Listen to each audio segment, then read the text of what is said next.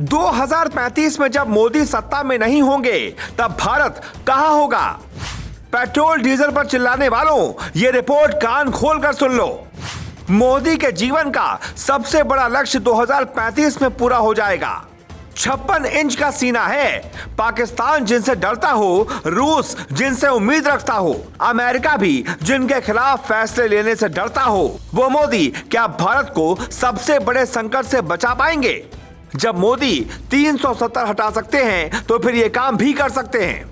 मोदी सरकार के सबसे सफल मंत्री नितिन गडकरी के पास ऐसा प्लान है जिसके बाद भारत में ना तो पेट्रोल की जरूरत पड़ेगी और ना ही डीजल की। 2035 तक नितिन गडकरी और मोदी कुछ ऐसा करने वाले हैं जिससे भारत की जनता 100 साल बाद भी मोदी सरकार को नहीं भूल पाएगी। अगर ऐसा हुआ तो मोदी भारत के सबसे सफल प्रधानमंत्री का तमगा लेकर जाएंगे, क्योंकि भारत में समस्या को जड़ से खत्म करने की कोशिश पहले नहीं हुई और अगर मोदी ने जड़ से मुताई उखाड़ दिया तो साफ है कि हिंदुस्तान अमेरिका और चीन से बहुत आगे निकल जाएगा। अब हम आपको समझाते हैं मोदी का 2035 वाला प्लान। भविष्य का भारत कैसा होगा? नितिन गडकरी जिस कार में बैठे हैं उसमें ना तो पेट्रोल है, ना डीजल है, ना सीएनजी है और ना ही पीएनजी गैस। फिर गाड़ी कैसे चल रही है?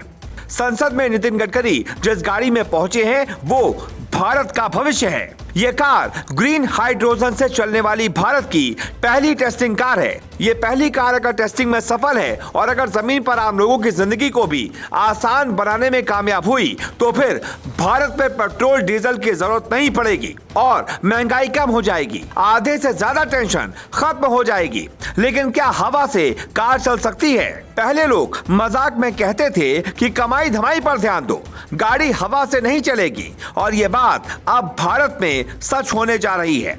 कैसे चलेगी ग्रीन हाइड्रोजन कार, हम आपको समझाते हैं। ये कोई ऐसी तकनीक नहीं है कि आम इंसान ना समझ पाए। 15 अगस्त 2021 को लाल किला से पीएम मोदी ने इस ग्रीन हाइड्रोजन कार का जिक्र किया था। भारत ग्रीन हाइड्रोजन में फिलहाल सबसे आगे है। भारत में फिलहाल हाइड्रोजन फ्यूल तैयार करने के लिए 2 तरह की तकनीक का प्रयोग होगा। पानी की मदद से इसे आसानी से तैयार किया जाएगा। 2030 तक आपको जहां पेट्रोल पंप दिखता है वहां हाइड्रोजन पंप दिख सकता है, क्योंकि ऑयल कंपनियों ने इस पर काम भी शुरू कर दिया है। जिन लोगों को लगता है कि यह सपना है वो लोग रिपोर्ट छोड़कर जा सकते हैं, क्योंकि नितिन गडकरी का एक इतिहास है, वो जो कहते हैं वो जरूर करते हैं। इसलिए यह सपना झूठा नहीं है। हो सकता है कि संघर्षों भरा हो लेकिन सफलता नहीं मिलेगी, ऐसा नहीं है। नितिन गडकरी के मुताबिक 2035 में हाइड्रोजन कार की 1 किलोमीटर की कीमत 2 रुपए होगी तो पेट्रोल कार की कीमत 15 रुपए होगी। सबसे सस्ती है इलेक्ट्रॉनिक कार। हालांकि सब इलेक्ट्रिक कार से चलेंगे तो कीमत 5 रुपए पर किलोमीटर होगी। भविष्य में बिजली की खपत बढ़ेगी, इलेक्ट्रिक कार महंगी होंगी, इसलिए सबसे खास होगी हाइड्रोजन कार। केवल हाइड्रोजन के लिए 3000 करोड़ का मिशन भारत सरकार ने शुरू किया है, जो भारत का भविष्य है। आने वाले वक्त में भारत कई देशों से हाइड्रोजन को भी खरीद सकता है ताकि खपत पूरी की जा सके। 10 से 15 साल पहले की प्लानिंग नहीं की तो फिर भारत भी पाकिस्तान की तरह कंगाल हो सकता है। इसलिए समय रहते पीएम मोदी ने पेट्रोल पर प्लानिंग बना ली है कि ना रहेगा बांस, ना बजेगी बांसुरी। अब सवाल उठता है कि यह कार कौन सी कंपनी बना रही है? जापान की टोयोटा कंपनी ने हाइड्रोजन कार बनाई है। फरीदाबाद में पहला रिफिलिंग सेंटर भी बनकर तैयार हो गया है। हाइड्रोजन टंकी एक बार फुल करा लें तो आप करीब 650 किलोमीटर का सफर तय कर सकते हैं और टंकी फुल कराने में टाइम लगेगा सिर्फ 4 मिनट। अभी भले ही हाइड्रोजन कारों की कीमत ज्यादा रहेगी, लेकिन 2 सालों के भीतर प्राइम मैच का टारगेट है। हाइड्रोजन आपकी गाड़ी के लिए भी मुफीद है, आपकी जेब के लिए भी किफायती है और आपके सांसों के लिए भी संजीवनी की तरह है।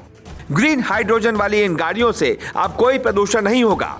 अब जिन फैक्ट्रियों में कोयले का इस्तेमाल होता है वहां भी ग्रीन हाइड्रोजन ही इस्तेमाल किया जाएगा।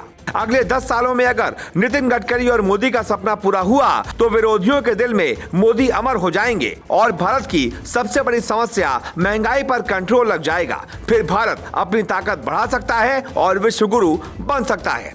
Bureau report, global Bharat.